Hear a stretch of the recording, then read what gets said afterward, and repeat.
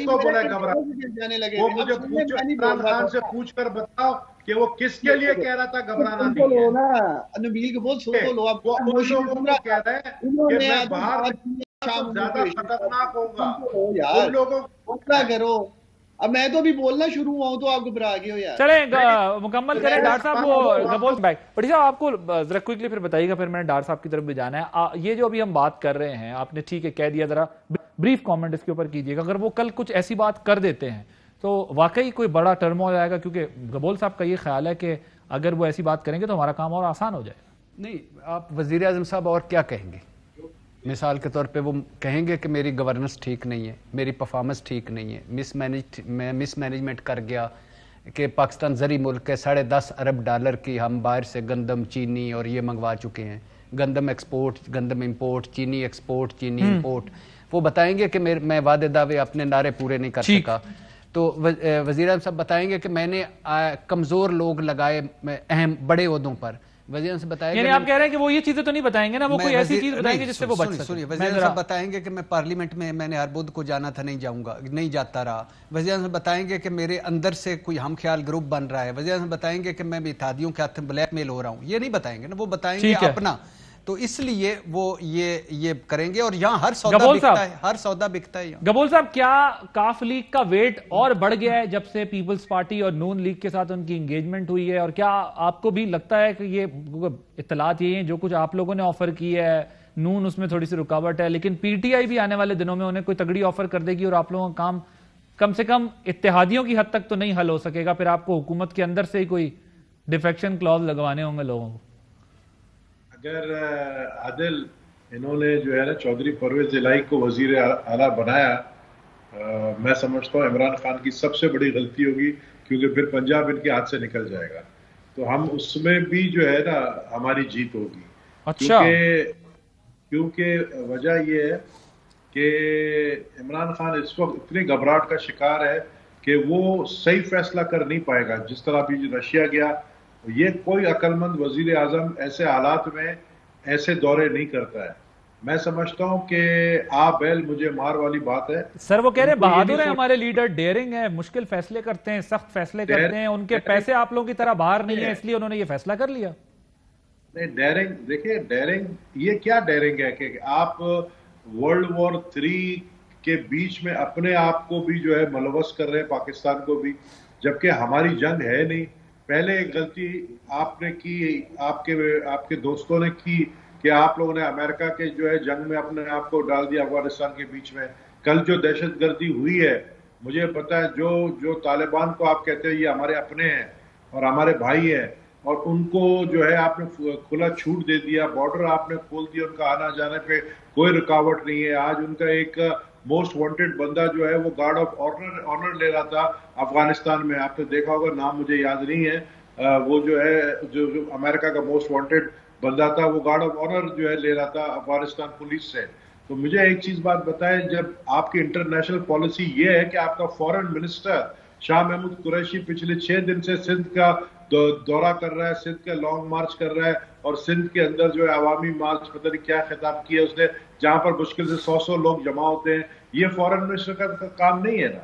आपने अपने foreign minister वहां भेज दिए। आपने जो आपका मतलब जो यूसी का चेयरमैन का इलेक्शन नहीं जीत सकता था, उसको आपने इतनी बड़ी वजारत दे दी। जो बात करने के काबिल नहीं है, उसको आपने इतनी बड़ी वजारत दे दी कि सारे हाईवेज जो है पाकिस्तान के उसके हवाले कर दिए। जो जिनको आईटी का कुछ पता नहीं है, उनको जो है आपने एक टेक्निकल पोस्ट है आईटी का, उसकी वजारत दे दी। जिसके गाड़ी से शहद निकला और वो पैदल पुलिस के डर से भागा। सर वो बेचारा तो आज तक लोगों को असली शहद पहुंचा के थक गया है कि ये यकीन हो जाए कि भाई वो शहद ही था ओरिजिनल। वो तो थक गया है, जो बोलता है कि वो शहद की बोतल में क्या था, वो असली शहद भेज देता है घर पे। डार साहब देखें, आपको भी शहद भेजा है उन्होंने कि नहीं भेजा अली अमीन गंडापुर ने? गबोल मेरा भाई बड़ी मासूमाना गुफ्तगू। सर मैं इनकी मासूमाना गुफ्तगू का जवाब भी दीजिएगा, लेकिन साथ में मुझे बताएं, आज चंद साहब भी आप लोगों से राहें जुदा कर गए, क्या वजह है और क्या ये सब हुआ है? वो आपकी कैबिनेट में भी थे, ये सारा कुछ था, क्यों जो है वो नाराज किए जा रहे हैं आप अपने लोगों को? देखिए अभी मुझे आपसे ही पता चल रहा है, और मैं अभी सोशल मीडिया पे देख कर रहा था, तो मेरी तो ऐसा खैर उनसे बात नहीं हुई है कि क्या वजूहात थी। है वो पीपल्स पार्टी से आए थे, आप देखें अदर लोग पार्टियों से में लाते जरूर हैं, आप लोग उन्हें वेलकम भी करते हैं, लेकिन जाते वो खुद ही हैं। कोई पार्टी से अपने वर्कर को या किसी को नहीं निकालता है। तो मैं डॉक्टर साहब आपको एक इंटरेस्टिंग वाकया बताऊं। मैं उस वक्त जब उनकी शमूलियत हुई तो उस रोज मैं वहां उनके घर गया, खान साहब भी गए थे, आपको याद होगा जब ज्वाइनिंग उनकी हो रही थी।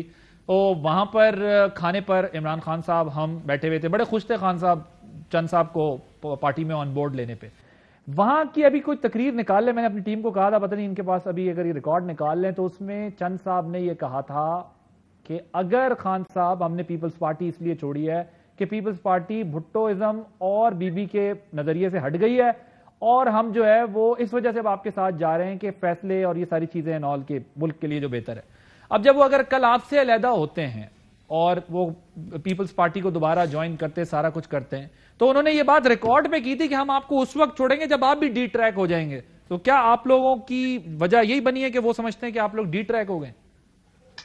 देखिए मैं नहीं समझता कि हम डी ट्रैक हुए हैं, मैं इसी के जवाब देने लगा था। दोनों भाइयों ने लंबी चार्जशीट अदा की है। पहले तो मैं एक्सपेक्ट कर रहा था कि शाद भट्टी मेरा माय बर्डी वो आज बोलेंगे कि डॉक्टर साहब आज आप स्टूडियो में नहीं है, मैं मिस कर रहा हूँ।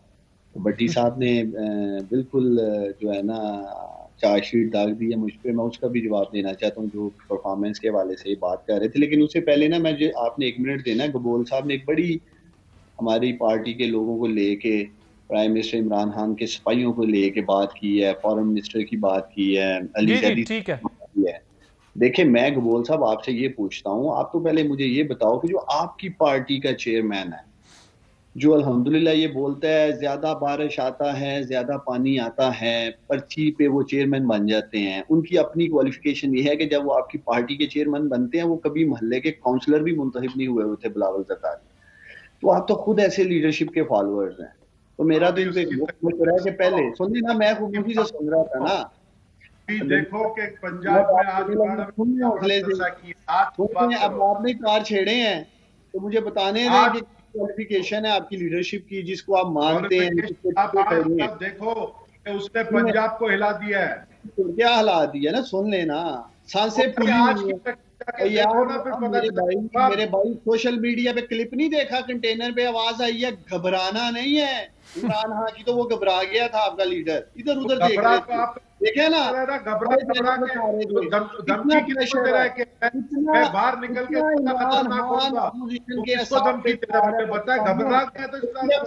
चलाने वाले ने गलती से दबा दिया, घबराना नहीं है। किसको बोला घबराने लगे? वो मुझे इमरान खान से पूछ कर बताओ कि वो किसके लिए कह रहा था घबराना नहीं है। ना नबील बहुत सुन लो, आप वो उन लोगों को कह रहे हैं कि मैं बाहर ज्यादा खतरनाक होगा। उन लोगों को क्या करो, अब मैं तो भी बोलना शुरू हुआ हूं तो आप घबरा गए हो यार। चले मुकम्मल करें डॉक्टर साहब, वो गबोल साहब क्योंकि ऑडियो में भी इशू आता है, फिर डिले है थोड़ा सा, जरा ये कंप्लीट कर लें डॉक्टर साहब। जी डॉक्टर साहब क्विकली, मैंने फिर ब्रेक लेनी है। 13 साल का गंद पीपल्स पार्टी ने सिंध में डाल रखा था। फॉरेन मिनिस्टर जिसकी ये बात कर रहे हैं शाह महमूद कुरैशी साहब, बड़ी मेहनत करनी पड़ रही है इस गंद को ने जाके साफ करने के लिए, और इसलिए ये घबराए हुए हैं। ये बदीन का जलसा देखे हमारा, अगर इनमें थोड़ी सी भी शर्म है तो लाड़काना का ही देख लें, जितने लोग वहां इकट्ठे थे, जिधर आज भी कहते हैं भट्टो जिंदा है, जिनके लोग आ गए भाई, ये गए हैं घबरा। इसलिए ये अब गबोल की तैयारी 200 आदमी भी शाह साहब आ रहे हैं, उनको डर रहा है शाह साहब ने आके लिहारी में ऐसा फेंटा लगाना है इन्हें, इसलिए ये डरे हुए हैं। तो शाह साहब आ रहे हैं, गबोल साहब तैयारी करो, लिहारी में मकान लगे वरना चप्पल छोड़ के भागोगे सारे मेरे भाई। क्लोजिंग और सुन लो यार, ठीक है, मैं जरा मुझे डॉक्टर साहब जरा 30 सेकंड में कंप्लीट कीजिएगा, मैंने पे ब्रेक लेनी है। यहाँ बटो जिंदा 40 साल से कोई एक सड़क मुझे लिहारी की नजर नहीं आई, कोई डांकी मुझे लिहारी के लोग सुन रहे होंगे। मैं चाहता हूँ कम अज कम तो मेरे भाई आपको करती रही है, मुझे तो बड़ी शर्म फील हो रही थी पाकिस्तानी शहरी होते हुए लिहारी में जाके। तो इसलिए सर वक्त खत्म हो गया है। मैं शुक्रगुजार हूँ उस्मान डॉक्टर साहब आपका और नबील गबोल साहब का। मुझे एक ब्रेक लेनी है।